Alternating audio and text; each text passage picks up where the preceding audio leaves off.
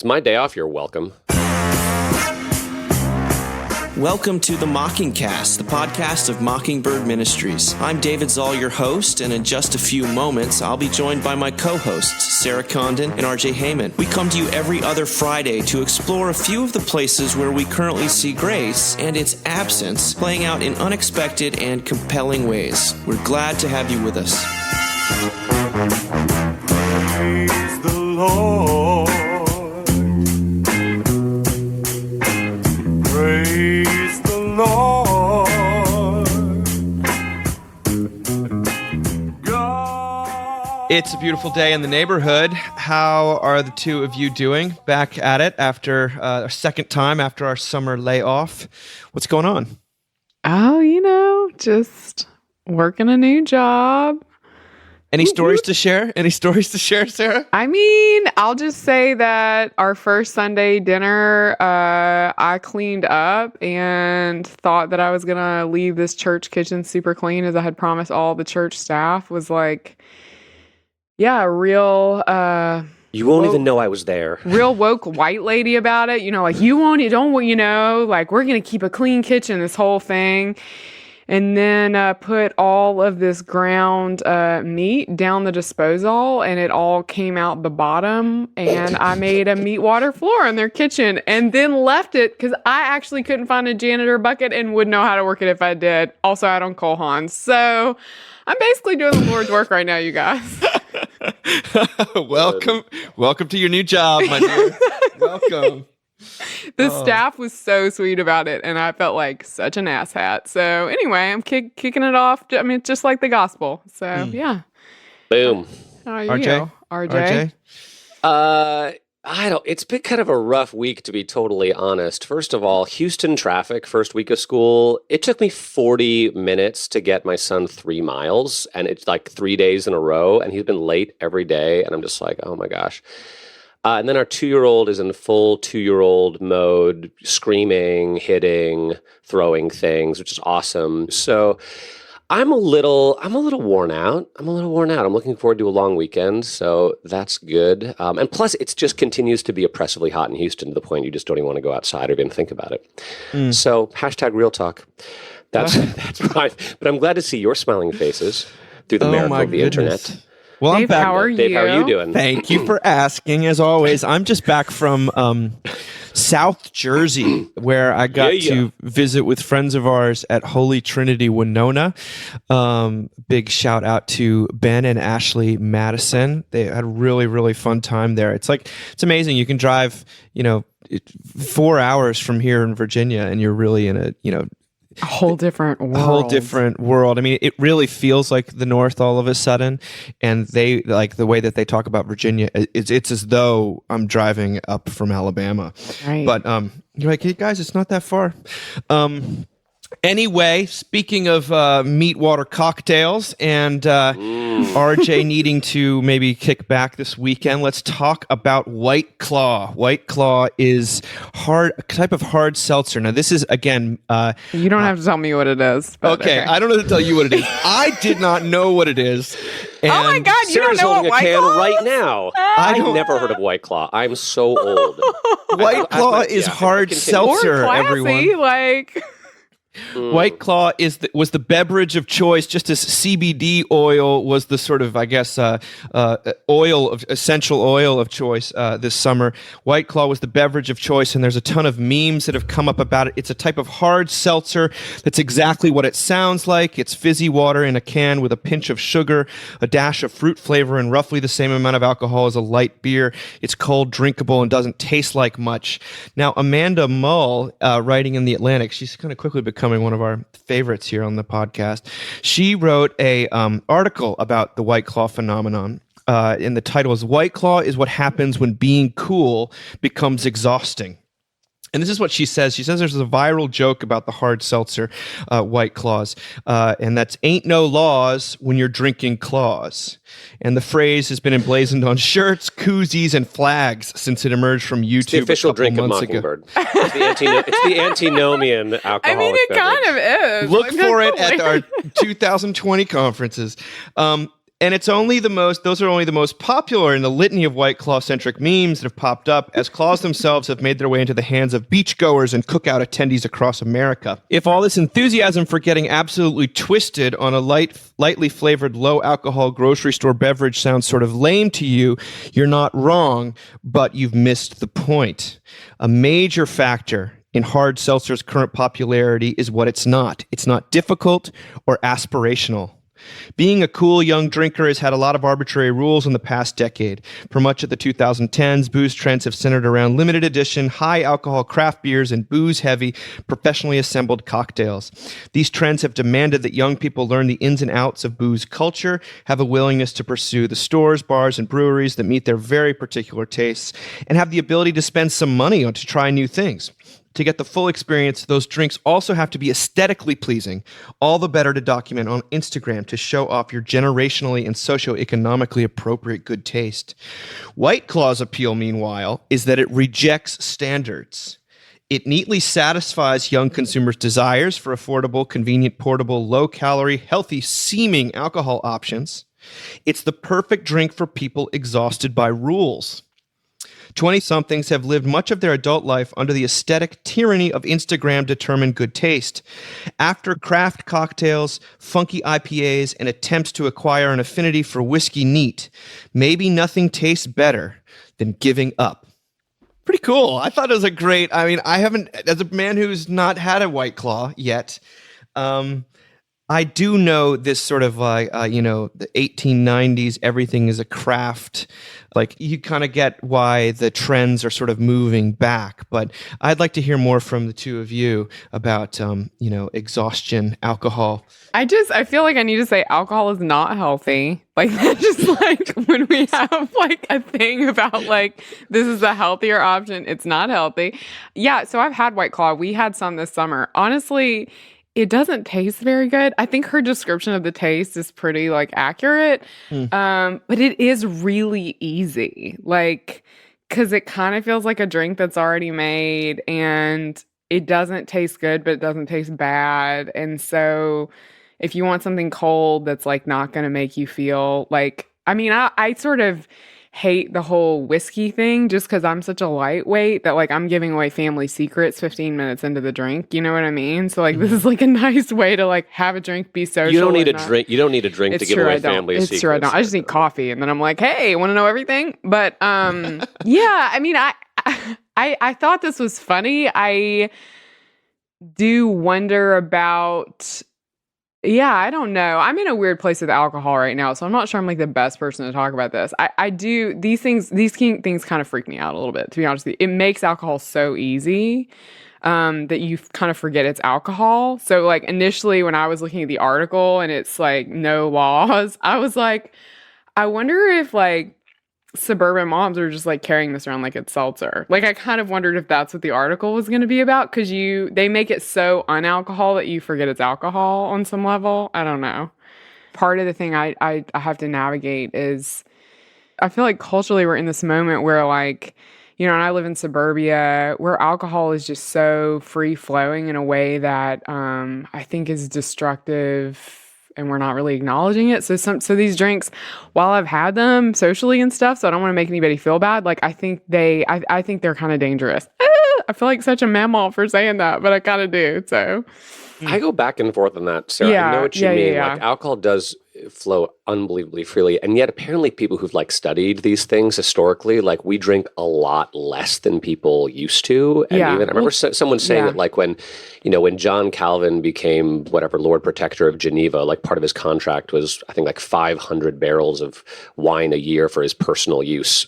So, and Luther used to give lectures with like steins of beer, and maybe that's because you couldn't drink water without getting dysentery. Exactly. Yeah. But I know what you mean. I mean, alcohol is definitely is a thing. This article just made me feel old because I've never heard of White Claw. I did ask my wife because, like, sort of vodka soda, mainly soda water with like just a drop of vodka on top has been her drink of choice for about a decade now. So I was like, we should have gotten on this trend sooner. But I asked her, Right. and she's like, what is that? I told her, she's like, oh, that sounds like Zima. Is that like Zima kind of? Or like, or PBR or Bartles and James. Like, is this Yeah. really that new of a thing? Right. Just like budget looking, sweet tasting, low class alcoholic drinks, which will, don't really taste like alcohol. But I mean, it doesn't seem like that new of a thing. But you do get the sort of like poking fun at the fact that everyone the continual cycle of trend and rebellion, anti-trend, and trend and anti-trend, Yeah. and especially here, where one of the ways in which authenticity was, I think, lauded as this great virtue for a long time was that the only things that were worth drinking or eating were things that took extremely long to prepare, were really intricate, and utilized like really old world methods. And so all of a sudden people are just after something that's easy because life is tough and they're just Life is too exhausted hard. by all that. And you're seeing it sort of with the last week in the Weekender, there's an article about influencers, like people that you follow on Instagram to know what not to do, like everything is like hate watching almost. Like if they like it, I will definitely not have it. I'm also thinking the White Claw thing and the marketing around it reminded me of that picture someone sent me last week, sort of under the banner of seculosity of a Qualtrics conference. Like it looks like a Apple keynote or something, and some guys walking around the stage and it says, "Turn customers into fanatics, products into obsessions, employees into ambassadors, and brands into religions." Products being obsessions, memification. I mean, I'm sure it's done great things for their stock. I mean, White Claw better make their money now because 6 months from now it'll be on super sale. It's going to be Brown Claw 6 months Like from now. LaCroix sales are down apparently 60% or something this year. Like What? they're no one's buying LaCroix anymore. So like when Y'all something is gotta this buy some faddish, LaCroix. I'm gonna need that for my lifetime. Well, Costco's version is like a lot of better. It's just as good and it's a lot cheaper, right? yeah, Costco's a sponsor, guys, so we have to say that. that's right. Well, on from I guess recreational drinking into recreational sports. We're talking about football. This first time, sports. I don't know if we've ever talked about sports in a serious way on this podcast, but here we go because so many people sent this along. The story of Andrew Luck, who is the quarterback for the Indianapolis Colts, who decided to retire from football and walk away from a $60 million contract just before turning 30 years old. And in the Washington Post, John Feinstein wrote that in 40 years as a reporter, he says, "I can't begin to count the number of athletes I've asked what they plan on doing when their playing days are over. Most of the time, the answers are remarkably similar. Coach, get a job in TV or radio, or become a scout." When I asked Luck the routine question in 2018, he smiled almost sheepishly, said, "Honestly, I think I could be very happy teaching high school history." That is an answer I've never gotten before or since. Luck says, "I love being a football player, but it isn't my identity and never has been. It's no mere coincidence that no active NFL player has criticized or questioned his decision to step away. But the crowd in Indianapolis booed him after the announcement was made." Feinstein wrote that those who booed Luck on Saturday cannot understand how painful it is to play football, physically painful. Because NFL players are paid so well, many fans feel like they're owed a willingness to sacrifice body and soul. But this leads into the real article here about it called "Football Doesn't Let You Leave" by Nate Jackson on Deadspin. And he was used to play for the Broncos. This is what he says. He says, "When you make it to the NFL, people tell you that you're living the dream. They tell you how lucky you are. They tell you it's a good thing you don't have to get a real job like they had to because their lives suck and yours is awesome. When people constantly tell you how great you have it, it's hard to do anything but nod and agree, even when you feel something else entirely. What had I done wrong?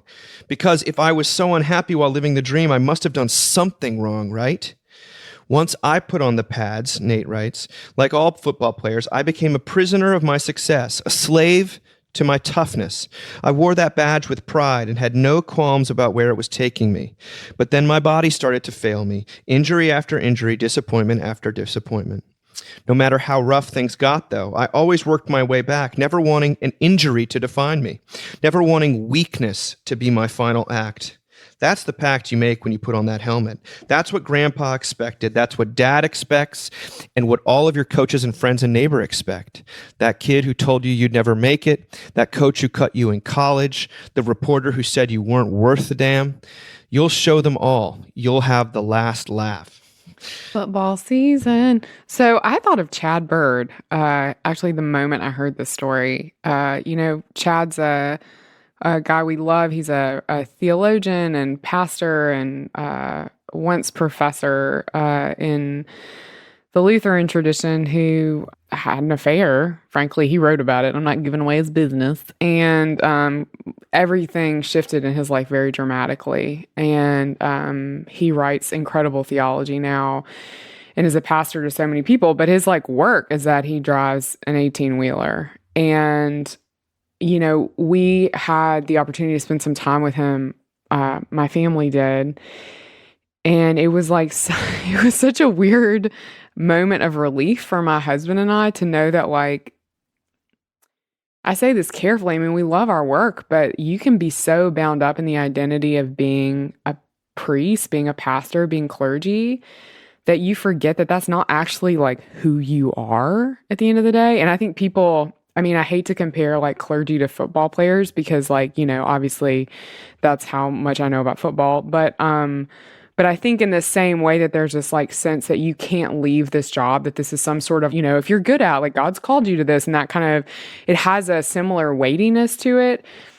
And you take a lot of hits. And you take a lot of, it's a brutal job, a lot of transference. And people don't see that part of it actually. And I think while we do see it on the football field, we don't necessarily, and we're just now sort of realizing the physical nature of football and having to own how hard it is on these guys. But I think knowing who you belong to is so important in jobs like this. And I think sometimes knowing who you belong to means saying, I'm going to step away from this thing that everyone thinks is my identity.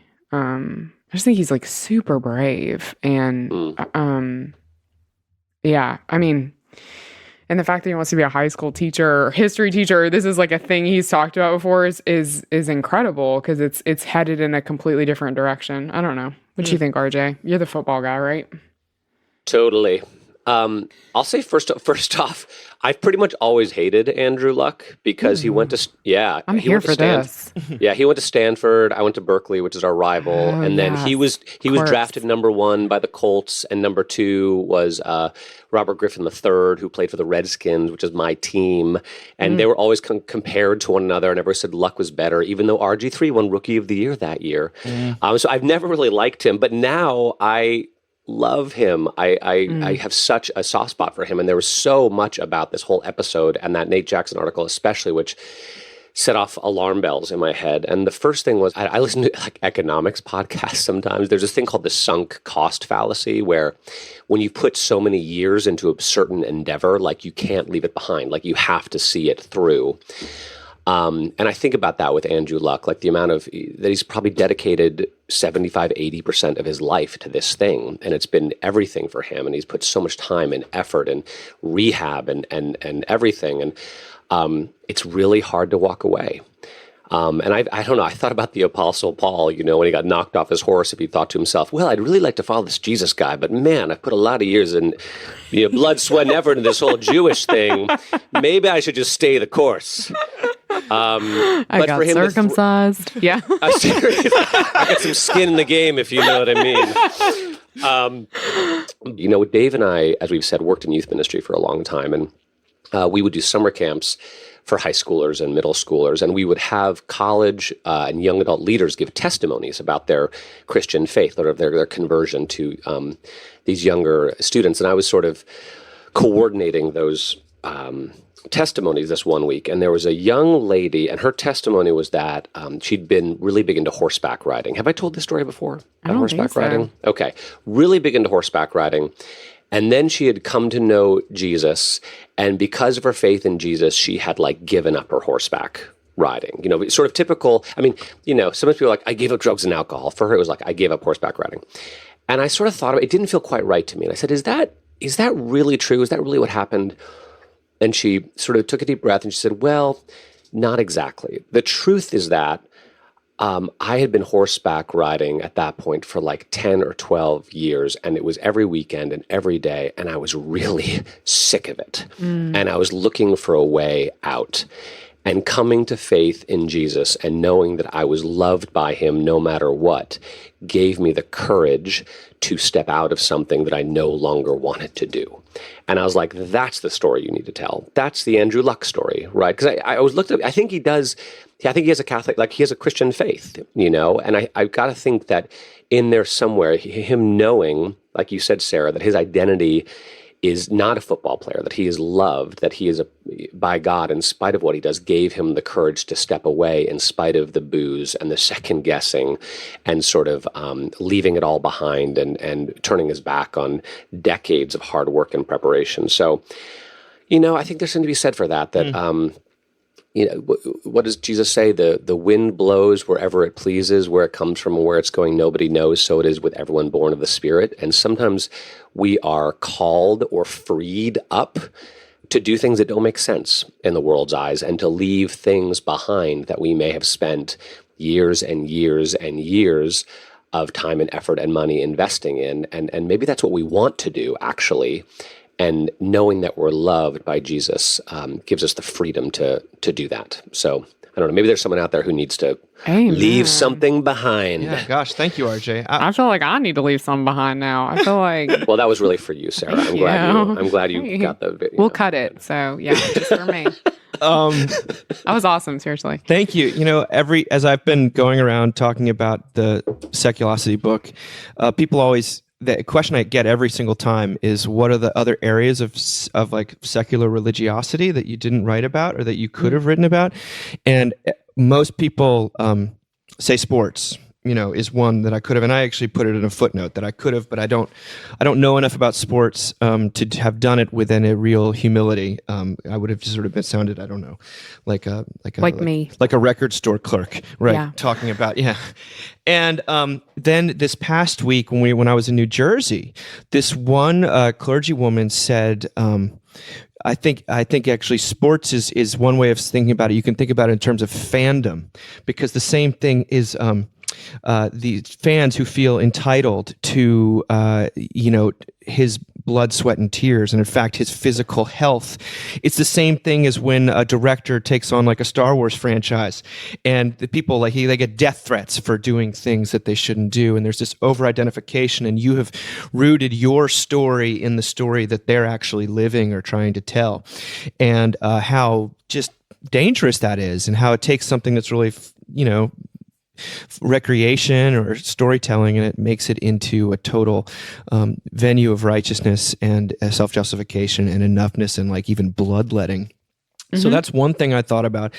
And of course, then you have, though, that's not to say that as an athlete, watching like my kids go through, Little League and get it ramping up into travel stuff. I mean, there is this enoughness. There is this sense of like, next year I'll do better. And I kind of wrote about this in terms of swimming recently. I was a swimmer in high school and college, and there was always this idea I was going to have my next season would be the best season. My times were always going to get lower. And then finally you realize that this is making you miserable and your times are never going to get, it's sort of a lie. It's almost like a devilish type thing. I mean, I'm sure there's some sense in which, going out there trying your hardest and improving is can be gratifying for a young person. But then there's this lie that it's almost like a Tantalus thing where you're always thinking you're gonna finally get to that point where you can be satisfied and retire or stop.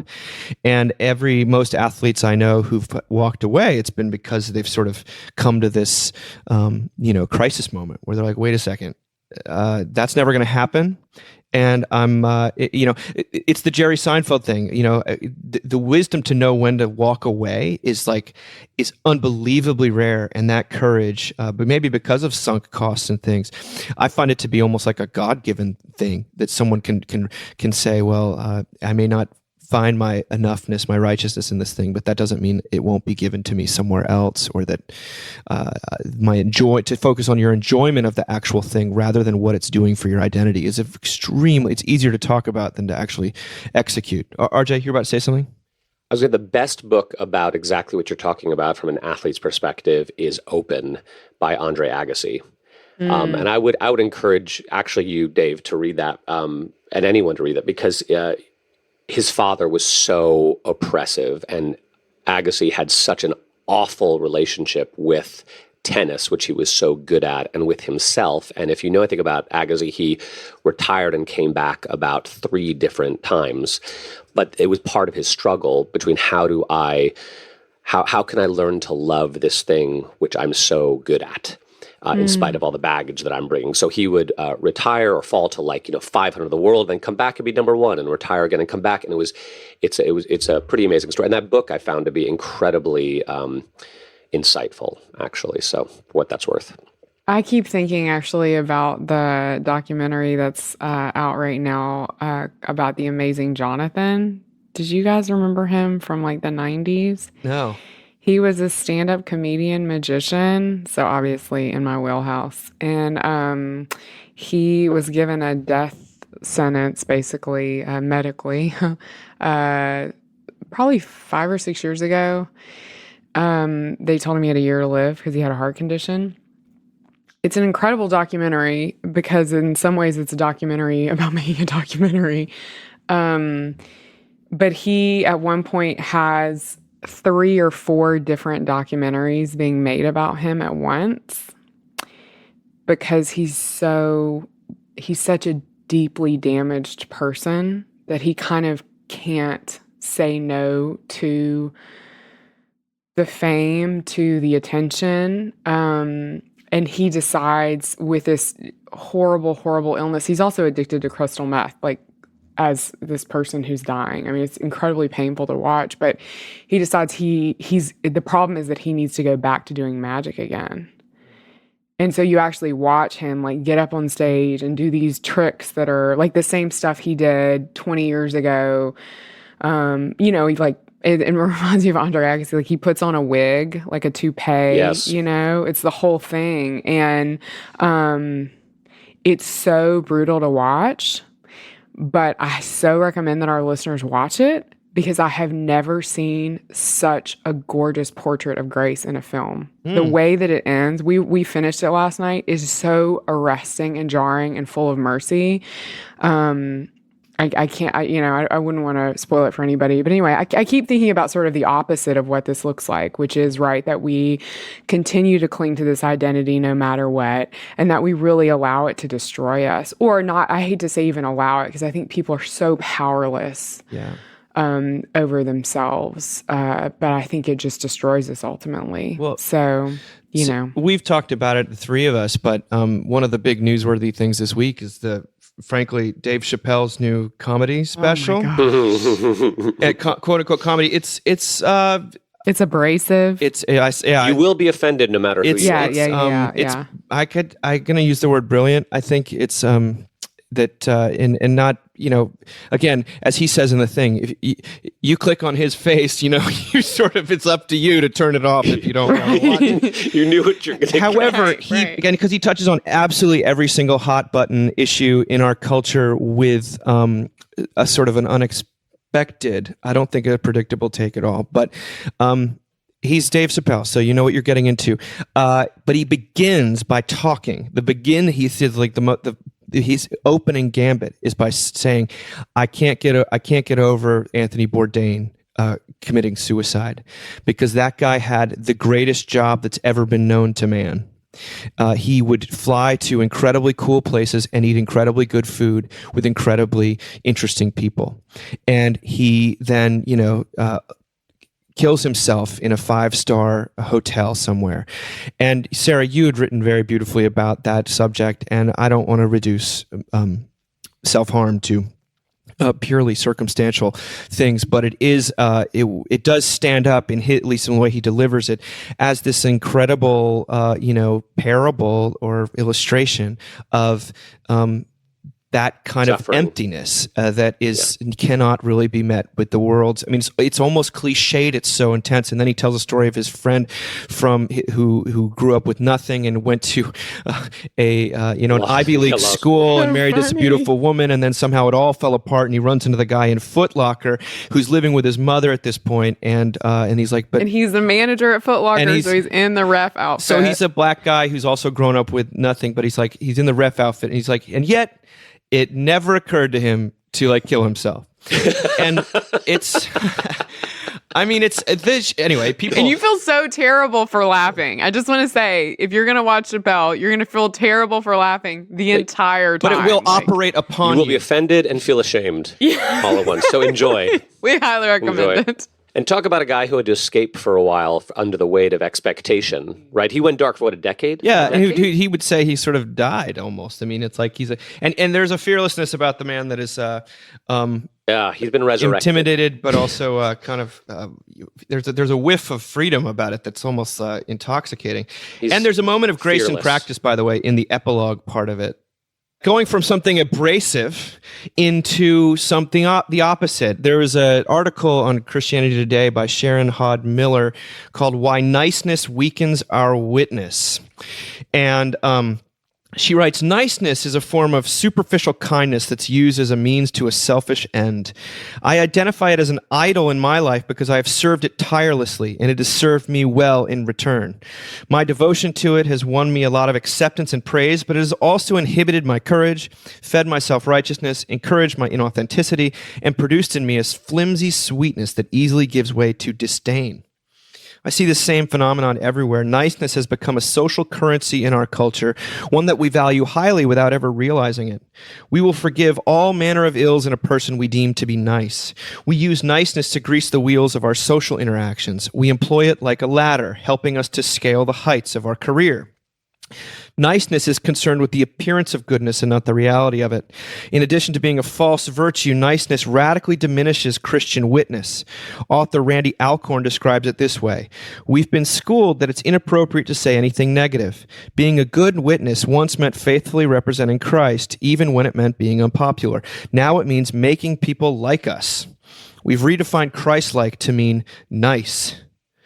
The solution," she writes, however, is not to trade in our appearance of niceness for an appearance of boldness. We have to go deeper into Christ. Jesus was loving, he was gracious, he was forgiving, he was kind, but he was not nice. He was a man who would leave the 99 sheep to rescue the one, but he was also totally unafraid of offending people.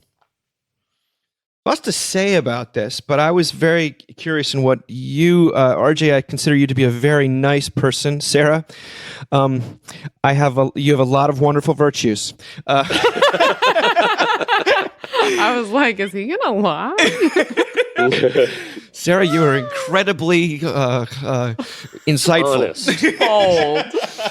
No, where did you guys land on this? Because people, there is something about the Flanders idea from The Simpsons that being a Christian is sort of a wet noodle and just being super nice all the time, and yet who also is constantly vindicated in that show. Let it be said. Let it be said.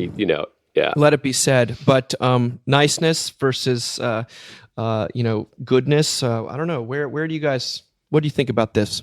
I had a tough time with this article. And I did. And I felt like it skewered me a little bit. Like, am I too nice? Do I care too much about what other people think about me? But I then thought about sort of where that comes from. And I wasn't always nice. We've talked before about my high school days when I from time to time would wear a beret to school and often wore a 3-inch wooden cross around my neck and would read the New York Times during lunch in the cafeteria and was happy to speak the truth in love to anyone who was willing to hear it. No one. Right. Amazingly, it didn't work out that well. And I remember talking to a girl once who I kind of liked. She might have dated me if I had been nice to her, but I wasn't nice to her. But then she ended up dating another guy who, I didn't think very highly of in my infinite wisdom. And at some point, she just said something like, he's just such a nice guy. He's such a nice guy. And I realized I was not a nice guy, but I kind of wanted to be a nice guy. And so in college, I decided to try being a nice guy. And guess what? It worked.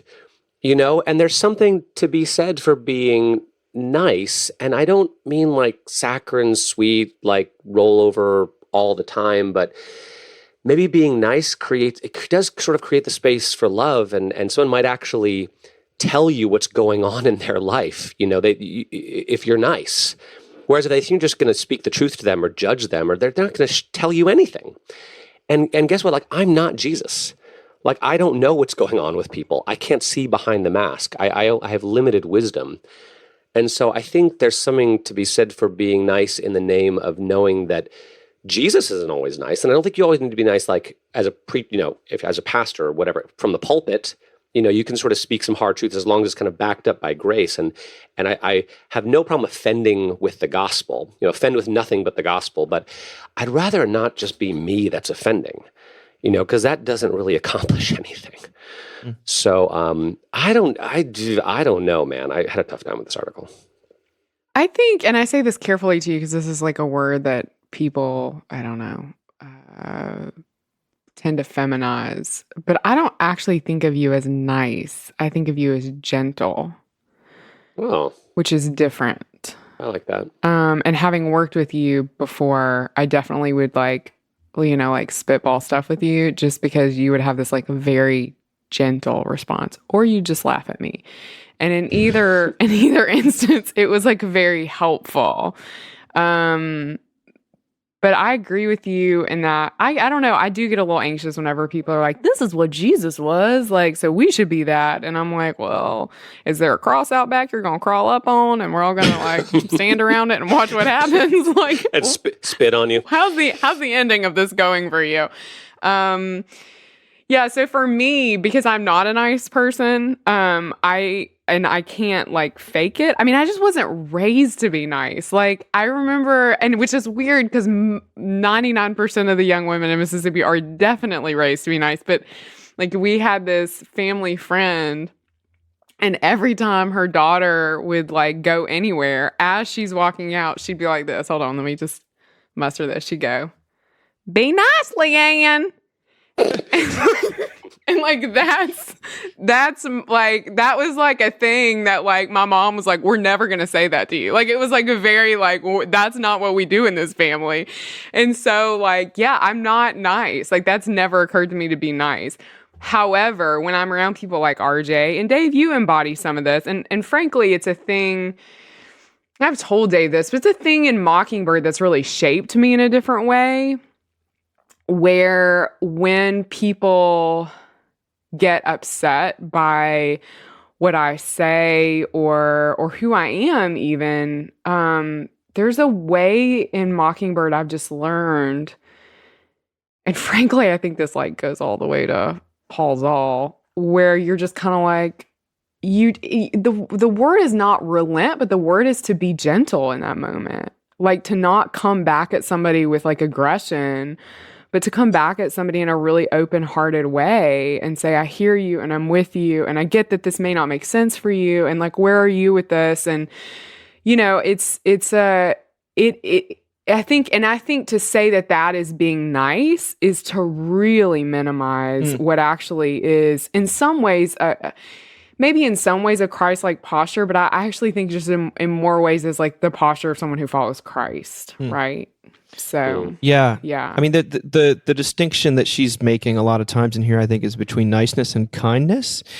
And I think that the mistake would be to say, well, kindness never looks like niceness, or niceness never looks like kindness, or I mean, actually more the former, that kindness never looks like niceness, because any opportunity I think people can find to justify their own controlling, slightly asshole-ish tendencies and tell other people what they really think of them or what they should do or judge them. I mean, and that's what you sort of, if niceness is a buffer against sort of just being a judgmental so-and-so, then I think that I don't want to attack niceness, because I think it's, better. I'd rather be around people that are nice than people who are mean.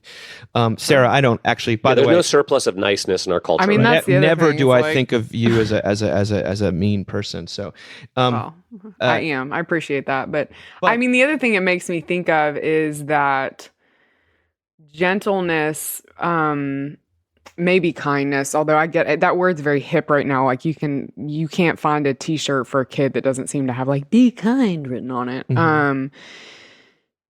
But I think that maybe the other word I think of is like sacrificial, right? Which is also kind of a posture I've learned from Mockingbird. But I had told you guys this, but our son broke his arm, and so that means that he can't, and he's a third grade boy, he can't go outside on the playground, which is like brutal for him. And he has this friend who has given up recess every single day since school started, every single day. And he sits with Neil in the nurse's office because they were too loud for the library, and they play board games together. And for me, that is so far beyond nice. Like it's this kid is giving up to be with my kid. And I think that's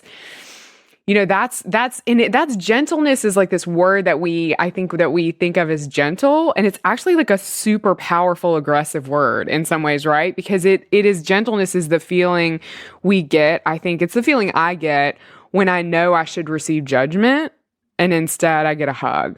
You know what I mean? Like it's that kind of that contrast we get in scripture from Jesus that's just so jarring. It's like, Neil broke his arm. He should like have, should just sit there and like read by himself. Like that's what should happen. You know what I mean? Like that's the protocol. But like he's got this kid who's willing to like give up his recess, and he's got this teacher who's willing to let these two like zoo animals hang out together in the nurse's office, and like none of it is really quote unquote deserved, right? And that's why it's so incredible. I think sacrificial is a good word too, Sarah, because what I often see you do is say things that may not be popular but are true and kind of need to be said, and you're willing to take the hits to say them. Which That's sacrificial. Yeah, is sacrificial. Yeah, and then I don't know. I wonder if that other little boy, but yeah. That other little boy just likes your son and would rather be playing board games with your son. It's true, than though. outside getting hit in the head with a kickball. Yeah, no, it's it's totally or true. whatever it is. Like they sit there and play bananagrams. They're like in nerdy boy heaven. It's my favorite. It's there you go. There's definitely a trend in certain Christian circles to like laud all these virtues, and that becomes like we cultivate virtue. Rather, that's sort of a euphemism for we follow all. We follow all these laws. I mean, it becomes a new legalism. I think as much as it's got this incredible tradition of people talking about virtue and the cultivation of them, but and niceness and kindness as well is almost always something I think we try to cultivate in ourselves, and therefore it can be kind is an incredible law. There's a sign again in our right near us, a huge sign that a church has erected, and it says do no harm in all caps, and then it says do good. And then it says, love God. And I was like, okay, so don't do anything bad. Then, actually do Never leave things your that house. are good. Are you dead? And then it's like, actually love God. And I was like, okay, well, there you go. That's the law. That's why I need to go into church rather than not that'll keep me away. But I was thinking about how Will McDavid wrote something about this a couple of years ago. And he said that in the Christian tradition, actually, there are three virtues that are sort of take pride of place among all others. And that's faith, hope, and love. And he writes, they have an object, and perhaps they acquire them from that object, meaning God, rather than from practice. All three, faith, hope, and love, look to God. Courage and temperance and even kindness stand on their own, but faith is always faith in. Hope is hope in. Love is love of. They take us outside ourselves, thank God. And what is their source? Faith is a natural response when someone proves herself trustworthy and reliable. Hope is hope in a reliable promise. And love both reaches out toward what is lovely and naturally reciprocates when someone first loves us. So we thank God that our faith, hope, and love, the actual virtues that really count, come not from ourselves, nor our disciplines, our practices, our actions, or habits, but they come from the one who elicits them. That real virtue is something that comes from God, and I think that unfortunately, when we get into even talking about niceness versus kindness, as interesting as it is, it boils down to okay, well, kindness is what we're after, so therefore be kind. Damn it, it's Yeah, I mean, I have to say one more thing. I think as a mom, one thing I've learned, and there's some really interesting psychological data that backs this up, is that we can't make our children kind. We can't make our children nice. What we can do that's very powerful, and I remember reading a lot about this around Harvey, is say to our children, because there's this idea we have that our kids will learn to be nice or kind because we tell them, but actually what has to happen is someone has to sort of give them those virtues. Like, in other words, like my son's friend has to say, hey, I'm going to give up recess and hang out with you every day. And then we have to say, this was like such a kind thing. He just like, did, what an amazing thing he did for you. And that's actually the only way. I mean, there's real data that backs this up, that kids understand how to be kind, as if you've said, oh my gosh, someone's given all this up for you. And then they're able to say, oh, I can do that. And it's such a reflection of the gospel. Like, it's like so linked to what Jesus has done, because it's like, if you tell me to be nice, I'm like, take a hike. You know what I mean? Like, you be nice, Leanne. But like, if you tell me, right, that Jesus has gone all the way for me, has loved me regardless of how nice or not nice I am, that emits a very different feeling. I mean, that makes me want to meet people with gentleness and openness and sometimes sacrifice, right? Because it's just a completely different place to start. That reminds me, you sent that viral picture of the little boy in the first day of school holding his friend's hand who was overwhelmed because he's autistic, and it was beautiful. But I gotta say, the interview that the news lady did with the two little boys made me a little uncomfortable. But as you were talking, it was also very revealing, because the little boy who received the kindness could not stop talking about it. The little boy who had enacted the kindness didn't know what to say about it. Yeah, he had nothing to say. He just did it. And clearly because he had kind parents, or he had experienced some kindness. So there was something. There was just a movement of the Holy Spirit that said, I need to hold my friend's hand right now. So it was a little bit like, Jesus, do not let your right hand know what your left hand is doing. And this little boy just did it spontaneously and wonderfully. And I was like, news lady, why do you got to make him talk about it? The Holy Ghost does not make for a good interview. You're going to ruin it, like, man. Well, that sounds like a good enough place for us to end then. We're going to ruin it. We're going to ruin it by talking about it. I'm grateful for you two. Thank you for being kind to me, to be honest. Thanks, Dave. And we will talk to you in a couple of weeks. Bye.